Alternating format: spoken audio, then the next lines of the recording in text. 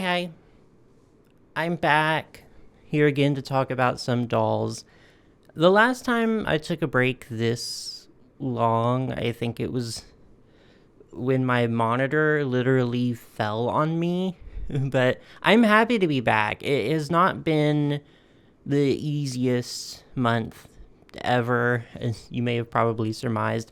I said I was going on a new medication, which, if you know, means an adjustment period with a lot of unpleasant side effects. That was fine. That was something I've done before. But what started as pretty manageable side effects turned into really, really debilitating ones. I had these constant migraines to the point I couldn't even look at a screen, any kind of screen, for more than like an hour without being in pain. Mentally, I was just not all the way there. Like, severe brain fog, and I had these really awful memory problems. It was bad. It was bad. I am now in the process of tapering off that medication, thank God, but I have to get this one out of my system, which means discontinuation symptoms, which are also pretty rough, but actually far more pleasant than what I was dealing with before. But then after this, I'm starting a new medication, which means doing this all over again. So it might be a while before I'm like fully back on schedule, back at 100%. And I'm not saying all this just to complain, just to say, like, if the vibes seem off, if I seem a little lower energy than usual, or even, forgetful or kind of scatterbrained, that would be why. I also want to say I'm not back to making videos in spite of my health. Trust me, I'm taking it seriously, but I love doing this. I love making videos. They're a big part of my life, and I wouldn't be pushing myself if it was like detrimental. Even if I'm not back at full power, I am in a much better spot than I was a few weeks ago. And trust me when I say I'm just ready to be back here where I belong, complaining about little plastic women. If you happen to be new here, though, hello, hi, thank you for sitting through my life story, even though I know you probably don't care even a little bit. We will be talking about dolls now, because this here is a series I like to do every now and then where I just go through new or upcoming fashion doll releases, and I give my opinions, and we're gonna find out if tapering off psych meds makes me nicer or a lot nastier. It hasn't been that long since our last entry, just about a month, but we do have a lot to talk about, so let's go ahead and get into it. As always, we start with Barbie. She actually hasn't been too busy. There's the collaboration doll with the Museum of Modern Art, the Vincent van Gogh Barbie. At the time of me filming this, she just came out yesterday for pre-order on Mattel Creations, priced at 160 doll hairs, which is, yeah, quite a lot. It is, a collaboration with the Museum of Modern Art, so I guess I can see where the price comes from, though. She's pretty. She kind of gives me the vibe of like one of those 90s collector Barbies, like the old Bob Mackie dolls. I like her vibes, her energy. She has a good energy, and it's more or less like what I want to see out of a collector Barbie. I can tell they had fun with the concept, that they were able to have fun designing her. Will I be buying her? Absolutely not. I really don't plan on it. That's $160 that can go to things I feel a lot more strongly about. But I don't think she's like a total flop or anything. I'm sure she'll make someone who has a lot more disposable income and less discerning taste than I do very happy. Oh, that sounded really mean. Oh my god, I didn't mean it like that. I just meant someone who doesn't complain as much as I do, because Lord knows I will complain about anything and everything. Like that one weird baggy black oven mitt she has on, don't like it. That's my complaint. But if you really like this doll, you're perfectly valid. She's really pretty. Another Mattel Creations release, the fourth in the Styled by Design series. She is currently available on Mattel Creations for 110 doll hairs, and she's I mean, she's pretty, maybe a little forgettable for my taste personally. I think that there's anything that I personally, and I do stress that word, personally, that I don't like to see on a collector doll. It's a no bangs, slicked back, plain orbular updo, which I suppose most people would call a bun. But it's still, I need to see a tiara. I need to see a hairpin. I need to see something. And I know people would disagree with that. Some people like the simple elegance of a little ballerina bun. That's fine. I tend to associate it with looking a little cheap, especially when paired with a necklace. It's just this solid blob of electroplated plastic. It's not the most luxurious impression for a doll that costs more than $100. The dress has real embroidery though, which is nice. She's just not for me, and I will not be buying her. Next, last thing from Barbie, the Barbie signature La Llorona doll, which, sorry, has since sold out at the time of me filming, but she was available on Mattel Creations also for $110. I think she looks really, really cool. I love that her gown actually has a shape to it. I love the lace. I love the face paint. Oh, and the paint on her hands too. I love that we even got a Barbie with this concept in the first place too. I think they did a pretty good job. I did not buy her, nor would I have bought her even if she didn't sell out. It's a little more than I personally could justify, but I still think she's a very pretty, successful, well-executed Barbie. All right, moving on from Barbie to, oh, yeah, there's a new release from Wicked. The Wicked for Good, forever changed musical keepsake 2-pack with Glinda and Elphaba. Yeah, that. These are also sold out, but they were on Mattel Creations for 160 doll hairs, which, yeah, way too much money. I haven't been super incredibly impressed with any of the Wicked dolls I've seen so far, which is not a sentence that I enjoy saying as someone who is absolutely in love with the franchise. I've already got my tickets booked for the sequel, and I fully expect it to change my life. I'm prepared for it to become one of my all-time favorite movies, and as much as I want to be this cool anti-consumerist icon, I'm not immune to a marketing campaign. I see pretty dresses in a movie, and I want to go buy little versions of those pretty dresses to put on my shelf. So the blueprint is already there for me to go absolutely insane buying up all the Wicked dolls, but I don't know. To talk about this set specifically, though, I think the dolls look good. They really do. I think the facial screenings on both Glinda and Elphaba look probably the best they have on any of their dolls. The outfits look well put together, well executed. Do they look like they should cost $80 each? No, like absolutely not. Some of the cost comes down to the packaging, though, and the stand, which plays music and spins around. That's cool, I guess. That feels like a very sort of playline concept to me. Like, I say this a lot, but I associate elaborate packaging with being very playline, whereas simplistic, minimalist packaging reads more collector to me, because when you're buying dolls from an exclusively online boutique, you don't need elaborate packaging. Like, you're not competing with other toys on a store's shelf. You're not trying to catch anyone's attention. And if you're a collector, you usually don't want the budget to go to the packaging. You don't want to pay for the packaging. You want to pay for the doll.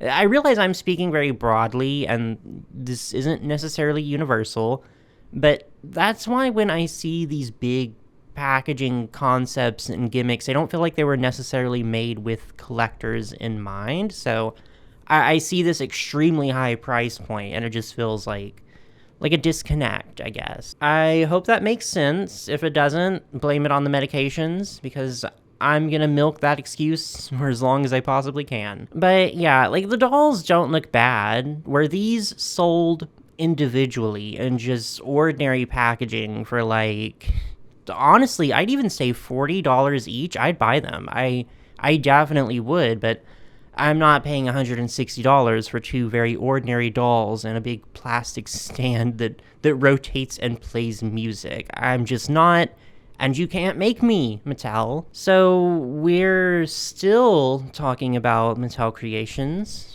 Surprise, but they just very recently dropped pre-orders for the K-pop Demon Hunters 3-pack, featuring Rumi, Zoe, and Mira dressed in their looks from the What It Sounds Like sequence. To no one's surprise, I love K-pop Demon Hunters. Huge fan. I just cosplayed as Baby Sasha at a con I went to in August. I've been sitting here wondering when we were getting dolls because I truly felt like it was inevitable. The movie's popularity was, to my understanding, pretty unexpected, so there weren't any big merchandise deals or toy licenses negotiated until pretty recently.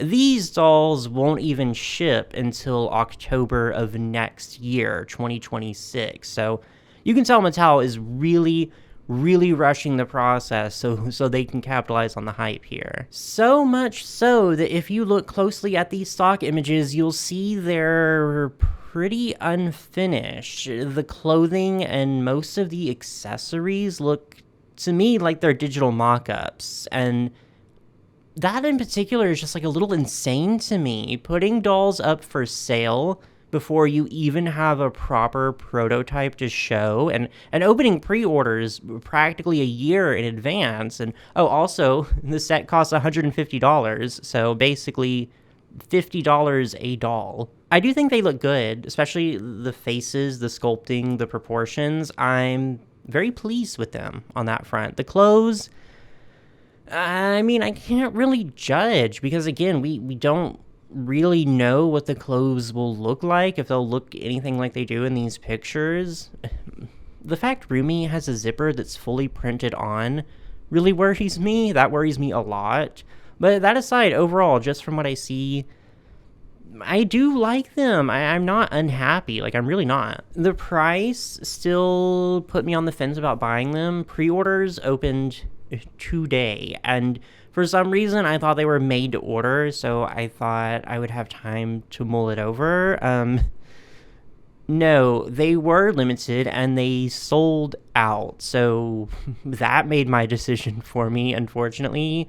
But I saved $150, because that's how that works. From what I understand, we will be getting Playline dolls sometime next year too, so these will not be the only dolls we see for K-pop Demon Hunters.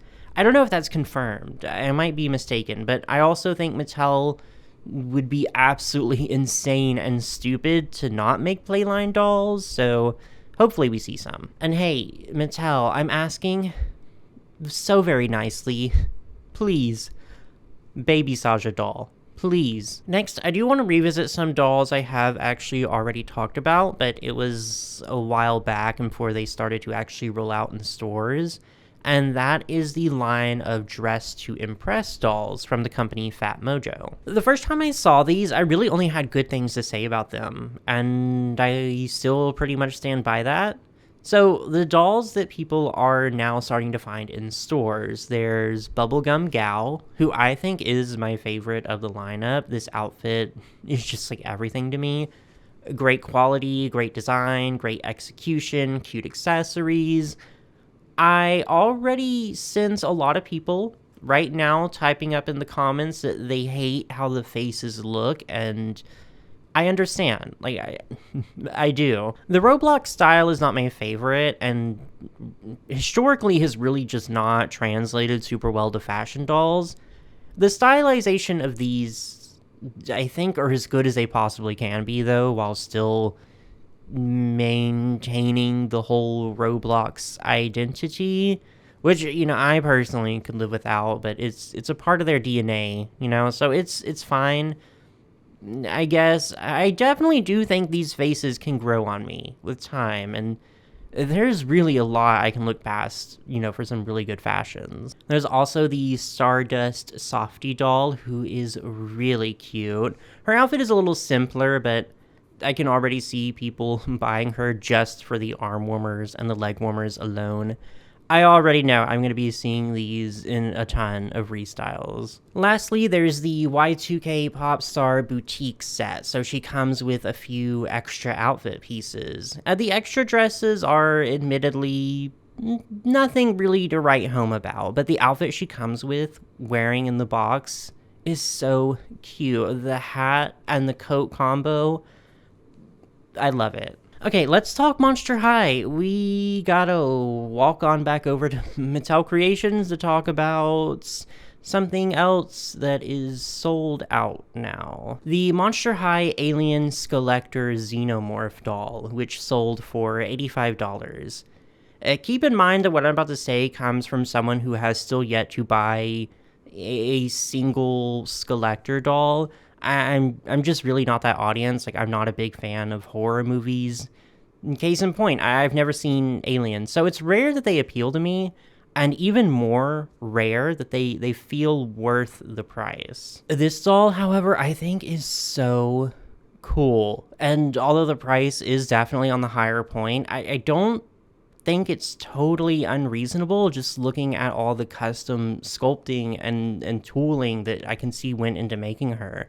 When I look at this doll, I see a lot of really cool details, a lot of really clever design decisions too. Like, she looks like a Monster High Xenomorph, you know? She doesn't look like just a one-to-one recreation of the character. She looks like a Xenomorph in the Monster High world. I didn't buy her because, again, I'm just not a fan of the movie she's from, which I know isn't a requirement, but for me it would have felt a little strange. I think she's gorgeous, though. I can still recognize really excellent work. I can give her flowers, and everyone that I know that did buy her has been really immensely satisfied with her too, so that's good. Oh, speaking of Skelectors, Mattel Creations is planning to restock the Monster High Grady Twins set. The release will be a Fang Club exclusive from November 13th to the 14th. This video will be going live up on the 15th, so let me know how that went. God, I'm sorry. I should have made this video so much earlier. So honored to keep my viewers abreast of fashion doll news several weeks after everything sold out. Anyways, good news for people who wanted these, bad news for anyone who just paid $800 for them on eBay. From what I understand, this release is pretty identical to the original. The packaging is it just has a little disclaimer that this is the second official release. Oh, and they're also $100 this time around, which is a slight price increase from the original as well. I definitely will not be buying them, but I wish the best of luck to anyone who is. Next, a G3 release. We got our first images of G3 Robecca Steam, who hasn't come out yet. I'm actually ahead of the curve on this one. She's cute. She's probably the weakest signature release we've seen in a while. You know, between like Jennifer, Nephra, and Skeleta. Yeah, she's not touching those girls. You know, I thought we were done with the biker shorts. We were having a pretty good run. We had skirts, we had pants, we even had some dresses, and now we're right back to where we started. And it's especially weird this time because it looks like her cage, it looks like it was specifically sculpted and designed to accommodate for like a fuller skirt underneath it. So putting those sad little pleather shorts underneath, it's not my favorite look from G3, definitely not. Because I like her hair, I like the sculpting on her body, I like the top half of her outfit, I like her accessories, even if there's some like weird color mismatching going on. I just never want to see another pair of hot pants in Monster High ever again. You hear me, Mattel? This is your warning. You're done. And our last bit of doll news for today comes from Bratz, who, after an immense amount of online backlash, have officially added Sasha to the lineup of the Hello Kitty collaboration dolls. And she looks pretty good. The stock image is a hand-painted prototype, so the final product may differ a little bit, but I do actually think she kind of looks the best of all four, which is good. Definitely a good thing, because if she came out after all that and she looked chopped, I don't know if MGA ever would have recovered. I do still wish the line as a whole was more, just more in general, but Sasha, looks like she fits right in, and I'm happy she's here, even if she never, ever should have been left out to begin with, and all we can do is hope that nothing like that ever happens again. She is currently up for pre-order on Bratz.com and is set to ship in June of next year. So far, no word on whether she's an online exclusive or if she'll be available in stores. Hopefully, though. And that is everything that I had on my list for today. As always, thank you so much for watching. It is, of course, now your turn to go down there in the comments and tell me all your thoughts. Tell me which dolls you're most excited for, which ones you're getting, which ones you already got, and also which ones you're not getting. Because I do support being a hater as long as you keep it civil and you keep it cute. But when you're done with all that, just be sure to like and subscribe for any future fashion doll content. Now go out and get those dolls. The ones that haven't sold out.